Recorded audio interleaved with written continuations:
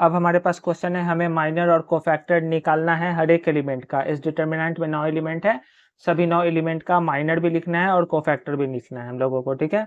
तो पहला एलिमेंट जो होता है जिसको हम लोग A11 से डिनोट करते हैं, इसका माइनर को हम लोग डिनोट करेंगे M11 से। इसी तरह जो दूसरा एलिमेंट होता है जिसको हम लोग A12 बोलते हैं, इसके माइनर को डिनोट करेंगे M12 से। सिमिलरली तीसरा एलिमेंट का माइनर M13 होगा। फिर चौथा एलिमेंट मतलब इस एलिमेंट का होगा A21, ठीक है ना, A21 मत सॉरी M21। फिर उसके बाद M22, फिर M23 मतलब इस -1 का माइनर।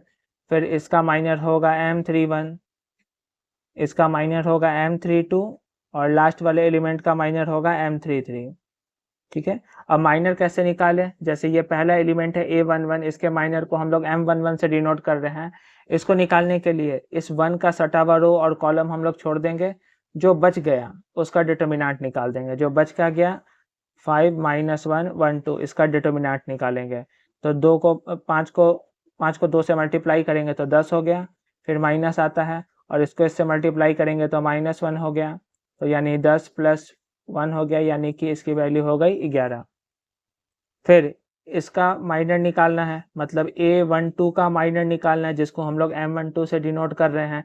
तो 0 का सटा हुआ रो कॉलम छोड़ेंगे, ये जो 4 एलिमेंट बच गया इसका डिटर्मिनेंट निकालेंगे। तो 4 एलिमेंट क्या बच गया, 3 - 1 0 और 2। तो इसका डिटर्मिनेंट हो जाएगा 3 2 जा 6 माइनस जो माइनस आता है डिटर्मिनेंट में, और इसको मल्टीप्लाई करेंगे तो फिर -0, यानी कुल मिला के ये 6 आने वाला है, ठीक है। तो ये हो गया 6।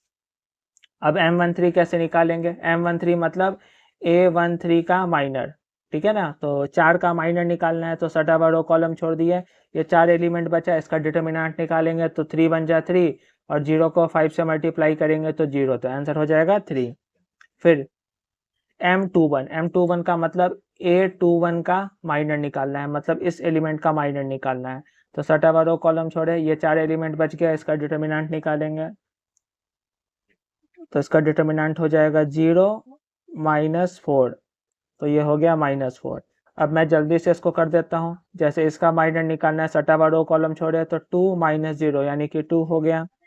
इसका माइनर निकालना है तो सटा हुआ रो कॉलम छोड़े 1 - 0 यानी 1 हो गया। इसका माइनर निकालना है तो सटा हुआ रो कॉलम छोड़े, ये हो गया 0 - 20 यानी कि -20। इसका माइनर निकालना है, सटा हुआ रो कॉलम छोड़े -1 - 12 यानी कि -13। और लास्ट वाला एलिमेंट का सटा हुआ रो कॉलम छोड़े तो 5 - 0 यानी कि 5। ये हो गया सभी का माइनर। अब हम लोगों को कोफैक्टर निकालना है। तो हम लोग जानते हैं किसी भी एलिमेंट Aij का कोफैक्टर को हम लोग डिनोट करते हैं कैपिटल Aij से, और इसका फॉर्मूला होता है निकालने का -1 की पावर i + j, मतलब ये जो वैल्यू i और j के जगह है, मल्टीप्लाई में minor of element Aij, minor of element Aij। मतलब Aij जो कोफैक्टर निकालना है ये इक्वल होगा -1 की पावर i + j और मल्टीप्लाई में माइनर जो निकालेंगे Aij वाला, वही माइनर यहाँ वैल्यू पुट कर देंगे। जैसे A11 हम लोग को निकालना है तो फॉर्मूला में रखेंगे तो -1 की पावर 1 + 1 और मल्टीप्लाई में यहाँ पे i और j के जगह 1 1 है, 1 1, तो यहाँ भी 1 1 रखेंगे, M11। M11 क्या होगा, M11 होगा A11 का माइनर। तो ये हो गया -1 का स्क्वायर, और M11 हम लोगों ने निकाला है कितना, 11। तो -1 का स्क्वायर 1 और मल्टीप्लाई में 11 हो गया 11। फिर A12 निकालेंगे तो -1 की पावर 1 + 2 यानी कि 3 मल्टीप्लाई में M12, तो -1 का क्यूब -1 और M12 की वैल्यू हम लोगों के पास है 6, तो ये आ जाएगा -6।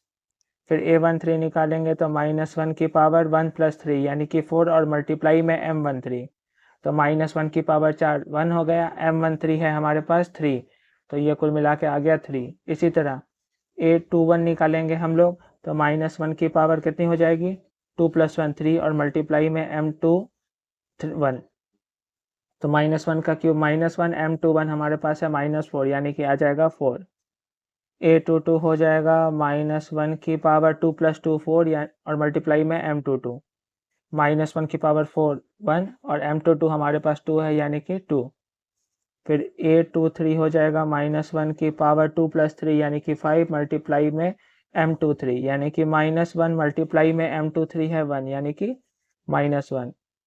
और फिर M831 तो हो जाएगा -1 की पावर 4 और मल्टीप्लाई में M31 यानी कि 1 मल्टीप्लाई में -20 यानी कि -20 A32 यानी कि -1 की पावर 5 और M32 यानी -1 मल्टीप्लाई में -13 यानी कि 13 और लास्ट एलिमेंट A33 यानी -1 की पावर 3 + 3 6 मल्टीप्लाई में M33 यानी कि ये हो गया 1 मल्टीप्लाई में 5 यानी कि 5।